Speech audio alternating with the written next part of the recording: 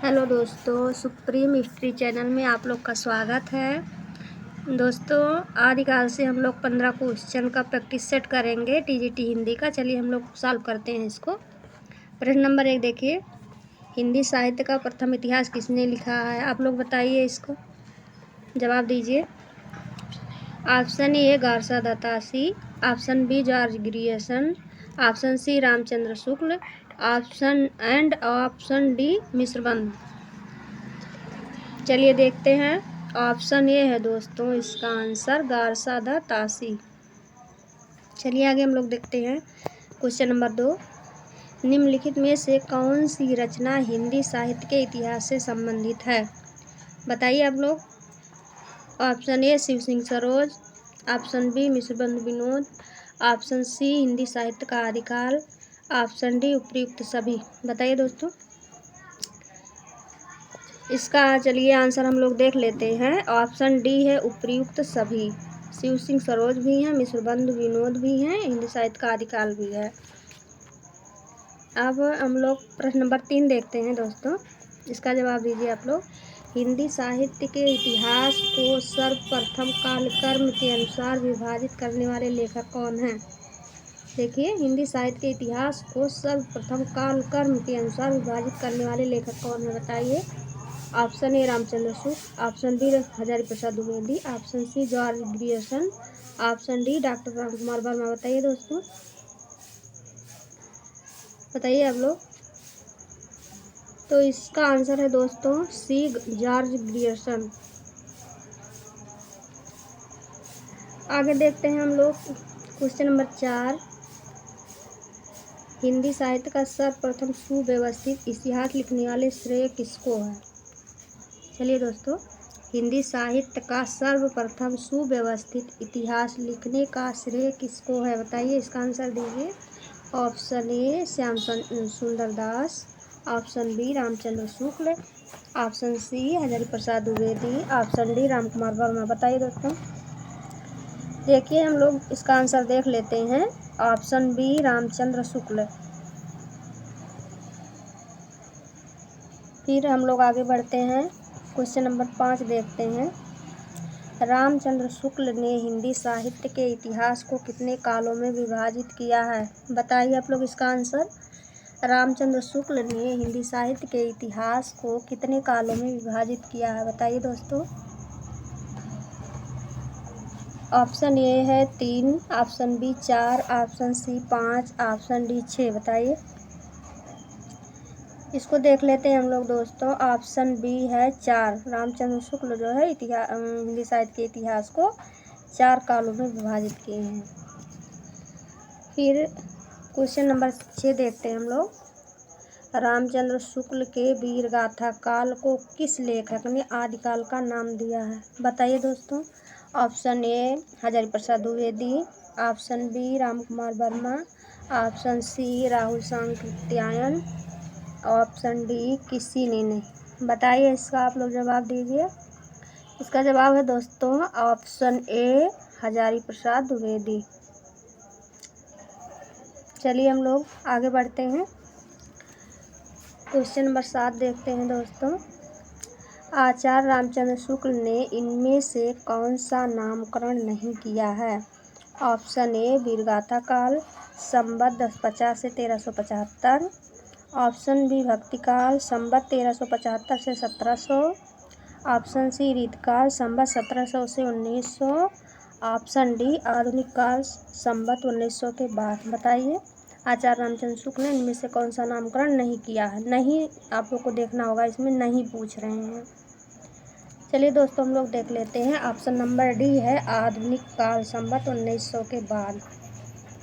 D इसका सही answer है दोस्तों, ऑप्शन नंबर डी आधुनिक काल। आगे हम लोग बढ़ते हैं। क्वेश्चन नंबर 8 के पास आते हैं। क्वेश्चन नंबर 8 देखिए दोस्तों। रामचंद्र शुक्ल ने भक्तिकाल का समय निर्धारण किया है। चलिए दोस्तों, बताइए, रामचंद्र शुक्ल ने भक्तिकाल का समय निर्धारण किया है। क्वेश्चन नंबर आंसर ए है संवत 1300 से 1700, संवत ऑप्शन बी है संवत 1375 से 1775। ऑप्शन सी है 1375 से 1700। ऑप्शन डी है संवत 1350 से 1700। बताइए आप लोग इसका जवाब दीजिए, क्या है इसका जवाब।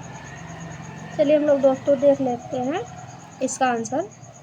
रामचंद्र शुक्ल ने भक्तिकाल का समय निर्धारण क्या किया है। ऑप्शन सी है सही आंसर इसका, संवत 1375 से 1700।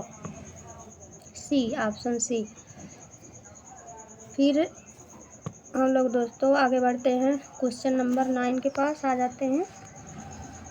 चलिए देखिए क्वेश्चन नंबर 9 में क्या पूछ रहे हैं। आधुनिक हिंदी साहित्य को रामचंद्र शुक्ल ने किस काल में रखा है। आधुनिक हिंदी साहित्य को रामचंद्र शुक्ल ने किस काल में रखा है, बताइए दोस्तों। ऑप्शन ए आधुनिक काल, ऑप्शन बी आधुनिक गद्य काल, ऑप्शन सी नूतन काल, ऑप्शन डी गद्य काल। बताइए आप लोग जवाब दीजिए इसका। चलिए दोस्तों हम लोग देख लेते हैं क्वेश्चन नंबर 9 का आंसर है ऑप्शन डी गद्य काल। आधुनिक हिंदी साहित्य को रामचंद्र शुक्ल ने किस काल में रखा है दोस्तों। ऑप्शन डी गद्य काल में रखे हैं। आगे हम लोग बढ़ते हैं, क्वेश्चन नंबर 10 के पास आ जाते हैं हम लोग। देखिए दोस्तों, किस लेखक ने आदिकाल को संधिकाल और चारणकाल नाम से 2 भागों में विभाजित किया है। आप लोग इसका जवाब दीजिए। किस लेखक ने आदिकाल को संधिकाल और चारणकाल नाम से 2 भागों में विभाजित किया है। Option A Hazari Prasad Dwivedi, option B Ramkumar Verma, option C Ramchandra Shukla, option D Ganapati Chandra Gupta. बताइए आप लोग इसका सही आंसर क्या है, जवाब दीजिए। चलिए हम लोग देख लेते हैं, किस लेखक ने आदिकाल को संधिकाल और चारणकाल नाम से 2 भागों में विभाजित किया है। ऑप्शन बी है रामकुमार वर्मा। चलिए दोस्तों हम लोग आगे बढ़ते हैं, क्वेश्चन नंबर 11 के पास आ जाते हैं। हिंदी साहित्य के आधुनिक काल का आरंभ अधिकांश विद्वान कब से मानते हैं, बताइए। हिंदी साहित्य का आधुनिक काल का आरंभ अधिकांश विद्वान कब से मानते हैं। संवत 1850, ऑप्शन बी संवत 1857, ऑप्शन सी संवत 1900, ऑप्शन डी संवत 1947। बताइए सही आंसर दीजिए आप लोग इसका। चलिए हम लोग देख लेते हैं इसका सही आंसर क्या है। हिंदी साहित्य के आधुनिक काल का आरंभ अधिकांश विद्वान कब से मानते हैं। संवत 1900 से। सी सही है दोस्तों इसका आंसर, संवत 1900। चलिए हम लोग क्वेश्चन नंबर 12 के पास आ जाते हैं। हिंदी साहित्य के आदिकाल को अपभ्रंश काल नाम किसने दिया है। अब आप लोग इसका जवाब दीजिए। Option A doctor Dhirendra Verma, option B Chandra Sharma Guleri, option C केवल ए, ऑप्शन डी ए और बी दोनों। सही जवाब दीजिए आप लोग इसका। हिंदी साहित्य के आदिकाल को अपभ्रंश काल नाम किसने दिया है, बताइए। तो आगे चलिए हम लोग इसका सही आंसर देख लेते हैं। इसका सही आंसर है ऑप्शन डी ए और बी दोनों। डॉक्टर धीरेन्द्र वर्मा भी हैं, चंद्र शर्मा गुलेरी भी हैं।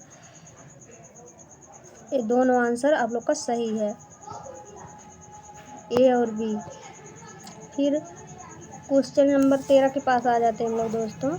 राहुल सांकृत्यायन ने आदिकाल को क्या नाम दिया है, बताइए आप लोग। राहुल सांकृत्यायन ने आदिकाल को क्या नाम दिया है। ऑप्शन ए सिद्ध सामंत काल, ऑप्शन बी संधि काल, ऑप्शन सी चारण काल, ऑप्शन डी अपभ्रंश काल। बताइए सही जवाब दीजिए आप लोग। राहुल सांकृत्यायन ने आदिकाल को क्या नाम दिया है। चलिए हम लोग देख लेते हैं सही आंसर क्या है इसका। ऑप्शन ए है सिद्ध सामंत काल। इसका सही आंसर दोस्तों सिद्ध सामंत काल। आगे हम लोग आ जाते हैं क्वेश्चन नंबर 14 के पास। क्वेश्चन नंबर 14 देखिए आप लोग। हिंदी साहित्य के वीरगाथा काल के लिए आदिकाल नामकरण अधिक तर्कसम्मत है क्योंकि। बताइए आप लोग। हिंदी साहित्य के वीरगाथा काल के लिए आदिकाल नामकरण अधिक तर्कसम्मत है क्योंकि।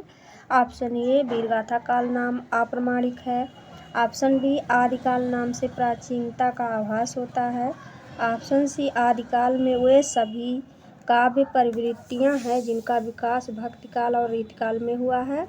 एंड ऑप्शन डी है यह नाम अधिक सुंदर है। आप लोग बताइए, जवाब दीजिए आप लोग। चलिए हम लोग जो है सही आंसर देख लेते हैं क्वेश्चन नंबर 14 का। ऑप्शन सी है दोस्तों, आदिकाल में वह सभी काव्य प्रवृत्तियाँ हैं जिनका विकास भक्तिकाल और रीतिकाल में हुआ है। इसका सही आंसर है ऑप्शन सी। हम लोग आगे बढ़ते हैं, क्वेश्चन नंबर 15 के पास आ जाते हैं।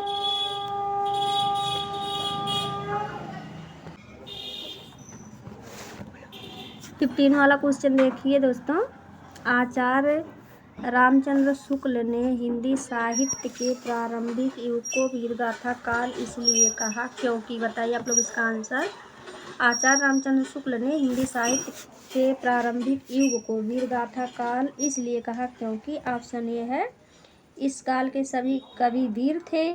ऑप्शन बी, इस युग में वीरगाथा प्रधान कृतियों की प्रचुरता थी।